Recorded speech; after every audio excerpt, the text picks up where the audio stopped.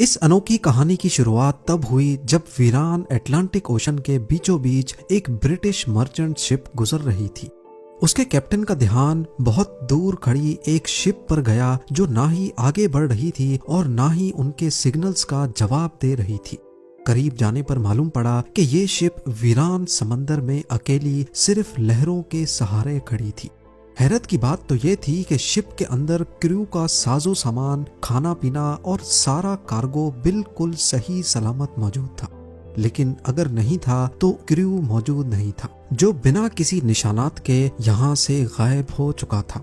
ये है Mary Celeste की वो दास्तान जिसने पिछले 150 सालों से हिस्टोरियंस को परेशान कर रखा है।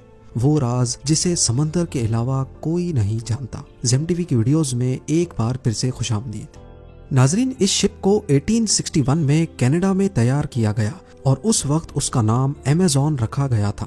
अपने शुरुआत के कई सफरों में ये छोटे मोटे हादसों का शिकार हुई थी। यही वजह है कि ये शिप हादसात के बारे में काफी मशहूर थी, लेकिन अभी तक इसने कोई बड़ा हादसा फेस नहीं किया था। अपनी ओनरशिप बदलते बदलते जब ये कैप्टन बेंजामिन ब्रिग्स के पास आई तब इसका नाम मैरी सेलेस्ट रखा गया था। ये न्यूयॉर्क में 7 नवंबर 1872 का एक खुशगवार दिन था। मैरी सेलेस्ट नामी ये शिप साहिल पर खड़ी थी और इस पर सामान लोड किया जा रहा था। मैरी सेलेस्ट में इथेनॉल के 1700 बैरल्स लोड किए गए, जो कि पीने वाला नहीं बल्कि इंडस्ट्रियल यूज का अल्कोहल होता है। इसको ये सारे बैरल्स न्यूयॉर्क से इटली के शहर जेनोआ तक बजरिया अटलांटिक ओशन लेके जाने थे। इस शिप में टोटल 10 लोग सवार थे, जिसमें शिप के कैप्टन बेंजामिन स्पूनर ब्रिग्स, उनकी बीवी और उनकी 2 साला बच्ची समेत 7 क्रू मेंबर्स भी मौजूद थे। सफर शुरू करने से पहले शिप में किसी किस्म का कोई मसला नहीं था और वो आसानी से बिना किसी रुकावट के सफर पर रवाना हो गई। ये सफर करीब 7500 किलोमीटर लंबा था और नॉर्मली उस दौर में इतना बड़ा सफर करने में कई दिन नहीं बल्कि कई हफ्ते लग जाते थे। याद रहे कि तब जीपीएस या एडवांस्ड कम्युनिकेशन डिवाइसेस भी नहीं होती थी जिससे कैप्टन के साथ राब्ता बनाया जा सके। मैरी सेलेस्ट को न्यूयॉर्क से निकले 3 हफ्ते गुजर चुके थे और मामूल के मुताबिक कई हफ्तों के बाद अब उसकी जेनोआ के पोर्ट पर आमद का इंतजार बढ़ता जा रहा था। लेकिन इतने वक्त के बाद भी मैरी सेलेस्ट का कोई अता पता नहीं था। यहाँ तक कि मैरी सेलेस्ट के बाद न्यूयॉर्क से निकली दूसरी शिप्स अब जेनोआ तक पहुंचना शुरू हो गई। अब परेशानी बढ़ती जा रही थी कि आखिर मैरी सेलेस्ट इतने हफ्ते गुजर जाने के बाद भी मंजिल पर क्यों नहीं पहुंच पाई। मैरी सेलेस्ट के रवाना होने के 10 दिन बाद एक और ब्रिटिश शिप को भी न्यूयॉर्क से निकलकर इसी रूट से होते हुए जिब्राल्टर तक जाना था। ये डिग्राटिया नामी एक ब्रिटिश मर्चेंट शिप थी जो कई हफ्तों के बाद 4 दिसंबर 1872 को एजोर्स आइलैंड के करीब पहुंची थी। ये समंदर का वो हिस्सा है जहां नीले आसमान और समंदर के अलावा कुछ दिखाई नहीं देता। वहां शिप के कैप्टन को बहुत दूर समंदर में एक शिप खड़ी दिखाई दी। कैप्टन ने नोटिस किया कि वो शिप पानी पर आगे नहीं बढ़ रही बल्कि सिर्फ एक ही जगह पर खड़ी है। समंदर के इस हिस्से में ऐसा मंजर देखकर कैप्टन को शक हुआ और उन्होंने उसे दूर से ही कई सिग्नल्स भेजे, लेकिन जब आगे से कोई रिप्लाई नहीं आया तो कैप्टन ने उसके करीब जाने का फैसला किया।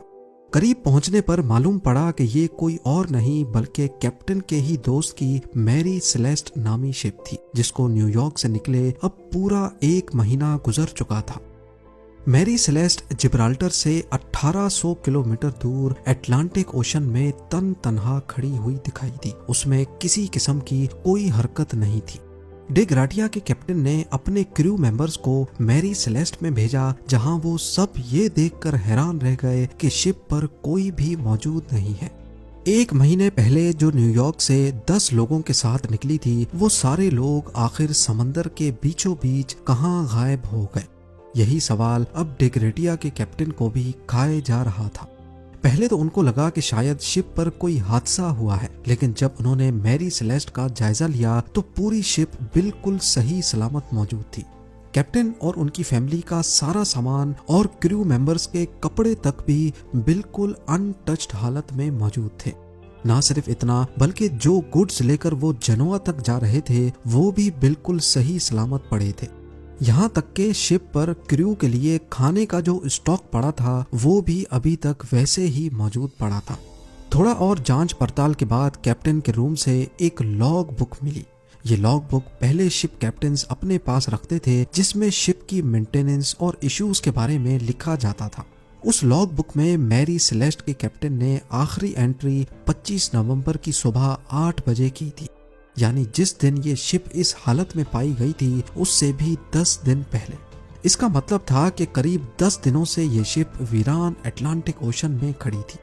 डे ग्रेटिया के कैप्टन ये सारा माजरा देख तो रहे थे, लेकिन उनको कुछ समझ नहीं आ रहा था। इतने में उनकी नजर लाइफ बोट वाले सेक्शन पर पड़ी तो वहां उनको लाइफ बोट नजर नहीं आई। इसका सिर्फ एक ही मतलब हो सकता था कि जरूर शिप पर कुछ हुआ था और सब लोग अपनी जान बचाकर लाइफ बोट में कहीं भागे हैं।